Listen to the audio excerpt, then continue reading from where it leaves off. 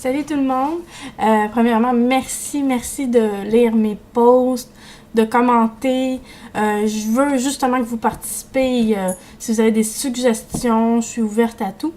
J'ai décidé aujourd'hui, vu que c'est une journée spéciale, c'est mon anniversaire, de faire une petite vidéo au lieu d'écrire un texte. Je voulais vous parler en fait d'un très beau cadeau que j'ai eu 2 jours avant ma fête.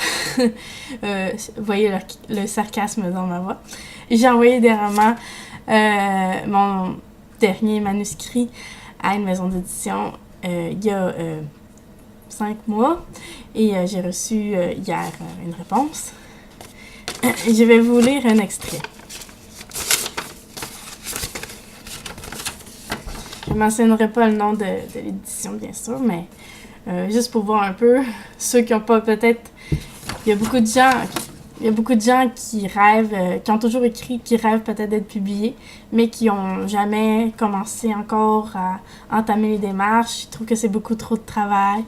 En fait, juste de finir un texte, c'est beaucoup de travail. Et là, de l'envoyer, ça prend pas mal de courage. Donc, je vais peut-être confirmer quelques légendes urbaines, mais voilà ce qu'on m'a écrit. Nous avons lu avec intérêt votre manuscrit. Ah, c'est bon, ils l'ont lu. Malheureusement, nous ne pourrons publier. Bon.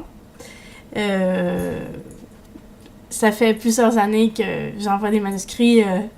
J'ai plus le cœur déchiré quand je lis ça, même si chaque fois c'est une déception. Mais ce qui suit est intéressant. En effet, je ne sais pas vraiment pourquoi en effet, depuis leur création en 1996, les éditions ont attiré un certain nombre d'auteurs qui comblent déjà le programme de publication. D'habitude, on me dit que mon livre correspond pas mon manuscrit correspond pas à la ligne éditoriale. Donc là, c'est un mauvais point que mon manuscrit comble le programme de publication. Comme nous ne pouvons publier plus d'une dizaine de titres par année, 10! Il nous est difficile d'ouvrir nos portes à plusieurs autres écrivains. En d'autres mots, ils n'acceptent pas les nouveaux auteurs. Ils vont continuer à publier les mêmes qui ont toujours publié. Une tonne de livres, de manuscrits à écrire avec des auteurs déjà célèbres, donc j'ai pas passé le test. Alors, je suis comme vous, auteur débutant, écrivain, comme passe-temps qui rêve d'être un jour publié. Alors, je vais vous adresser un petit mot. Premièrement, je suis peut-être mal placée pour parler, mais bon, je vais essayer d'être impartiale, comme toujours. Premièrement, lâchez pas. C'est pas parce qu'on a eu une mauvaise réponse, 2 mauvaises réponses, 3 mauvaises réponses que notre manuscrit est mauvais. Que il vaut pas la peine d'être publié, qu'il vaut pas la peine qu'on travaille pour. Non plus, peut-être qu'il demande que votre manuscrit n'est pas achevé. Peut-être qu'il vaut la peine d'être retravaillé. Le meilleur conseil que je peux vous donner, c'est demander de l'aide autour de vous. Il y a sûrement des gens qui lisent ou qui lisent pas, qui auraient le cœur assez généreux pour lire votre texte, pour le commenter de façon constructive. On n'a pas besoin de savoir « Ah, j'aime ça, c'est bon, t'écris bien ». Ce qu'on a besoin de savoir, c'est « Non, c'est pas intéressant. Non, ton personnage, on y croit pas. Non, ça se peut pas qu'en telle époque, il soit arrivé telle chose. » On veut des critiques constructives. C'est ça qu'on a besoin pour s'améliorer. Donc, le mot du jour, ça va être « continuer ». Moi, je vais continuer. Pour mon premier livre, Les Gocanes, j'ai envoyé mon livre peut-être à 20 maisons d'édition. J'ai harcelé tout le Québec, même un petit peu la France. Et j'ai continué, j'ai retravaillé. J'ai envoyé mon livre, je l'ai retravaillé en même temps. T'sais. Et ce qu'il faut pas faire, bien sûr, mais on apprend.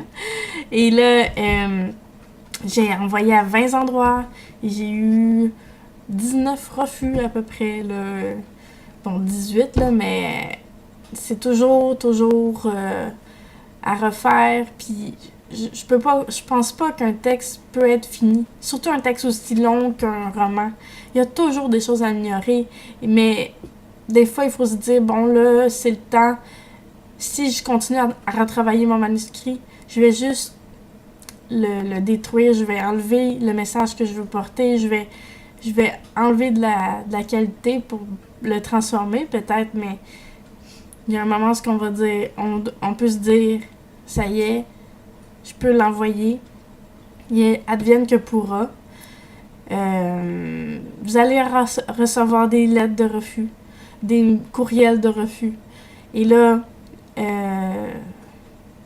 c'est toujours une nouvelle qui est difficile, mais il faut continuer, faut se battre. Et s'il y a des éditeurs qui prennent le temps de vous appeler, il faut se vendre. C'est toujours difficile de parler de ses propres textes. C'est pas tout le monde qui est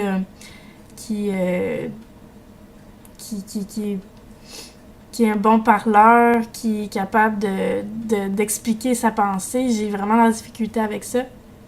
Mais bon, l'esprit critique, ça se développe et c'est comme une entrevue. Si un éditeur vous appelle, il faut se préparer à des questions, des arguments de vente, parce que ça change pas que la passion d'écriture, il faut que ça vende. Un éditeur peut pas, même si c'est un bon livre, il peut pas publier un livre qui peut pas se vendre.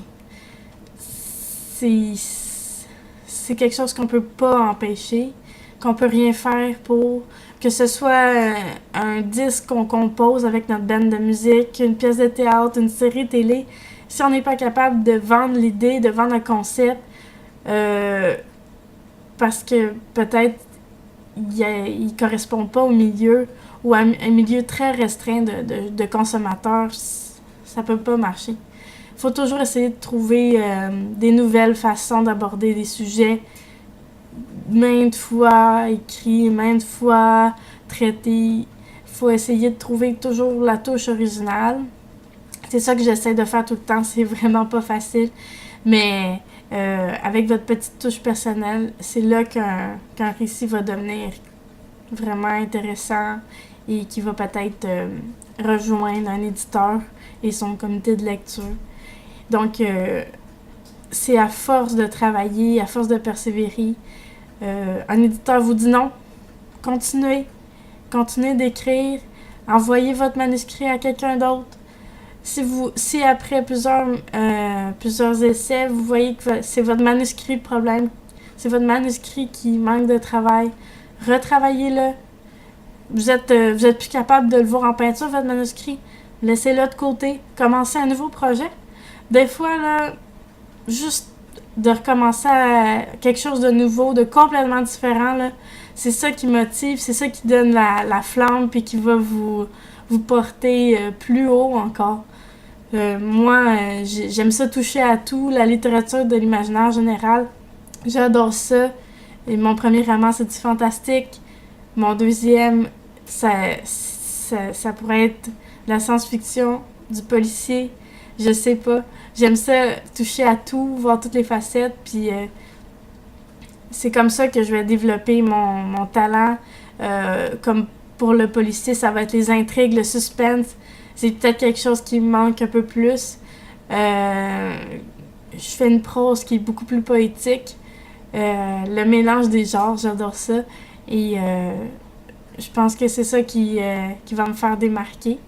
Donc, ce que je vous dis, c'est de trouver votre voix bien à vous, qui va vous démarquer des autres auteurs, des autres écrivains.